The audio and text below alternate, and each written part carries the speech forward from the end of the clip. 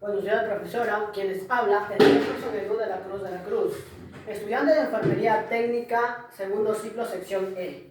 En esta oportunidad voy a sustentar mi ensayo en la Unidad Didáctica de Salud Pública a cargo de la licenciada Lady Diana Yaltahuacha Flores.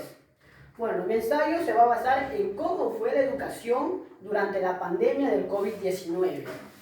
Entonces, sin lugar a dudas, uno de los hechos más relevantes que ya marcó esta historia a nivel mundial comenzó el 31 de diciembre de 2019, cuando la República Popular de China informa a la Organización Mundial de la Salud que en la ciudad de Wuhan se habían producido 27 casos de neumonía que hasta ese entonces era desconocido, era de etiología desconocida, no se sabía quién la producía. Entonces, en los distintos laboratorios de la ciudad de Wuhan, de la República Popular de China, empezaron a hacer distintos tipos de análisis laboratorio para encontrar la etiología. Pasaron los días y ya se pudo detectar la etiología, la cual se le denominó SARS-CoV-2, el virus del SARS-CoV-2. Muy bien, entonces, cuando se empezó esta transmisión de esta enfermedad, se empezó a expandir de una forma muy rápida, muy progresiva en toda China, en toda la República Popular de China. ¿Y esto por qué? Porque este virus se transmitía de persona a persona.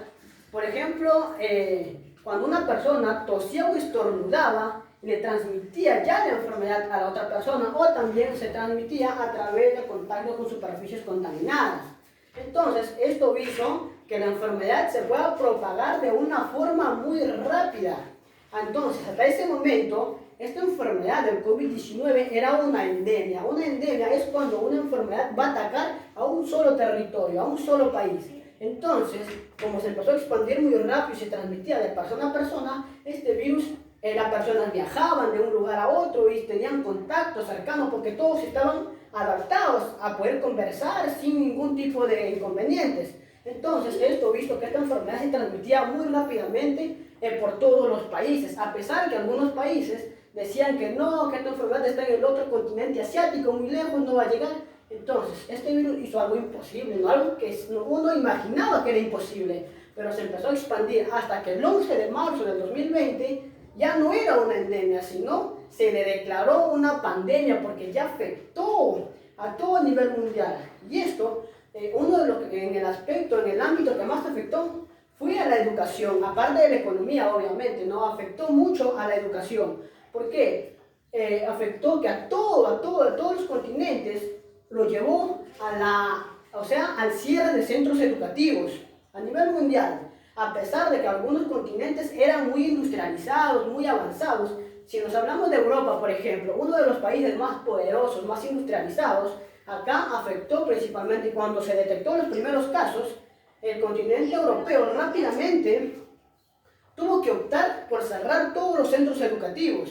Y esto creó una gran desventaja en este continente. ¿Qué logró? Que en algunos, por ejemplo, cerraron los centros educativos y algunos padres de familia estaban en contra de esos. ¿Por qué? Porque pensaban que esta enfermedad era mucho menos peligrosa para los niños y por lo cual los niños deberían seguir con sus clases presenciales. Entonces acá se empezaron a dar huelgas, se empezaron a dar marchas, lo cual en China, en el continente europeo, perdón, se empezaron entonces de nuevo a optar por la clase presencial.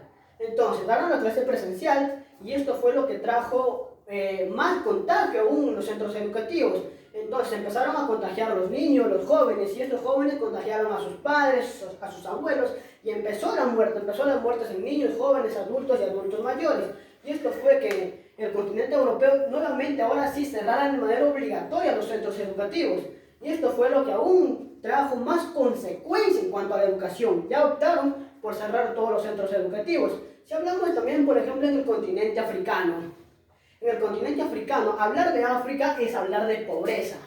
¿Por qué? Porque el continente africano es donde más pobreza existe. Acá, en el continente africano, los niños no solamente perdieron la oportunidad de poder alimentarse o de poder educarse, ¿no? ¿Por qué? Porque al cerrar los centros educativos, los niños ya no podían asistir. Entonces, en algunos centros educativos, ellos le otorgaban el alimento a los niños para que puedan comer, para que puedan desayunar, puedan almorzar. Incluso en algunos niños, esta comida que se le otorgaba era la única comida que ellos recibían durante el día para poder sustentarse, para poder vivir. Entonces, esto fue lo que más afectó en el continente africano. Y esto hizo que hubo varios que optaron por apoyar al continente africano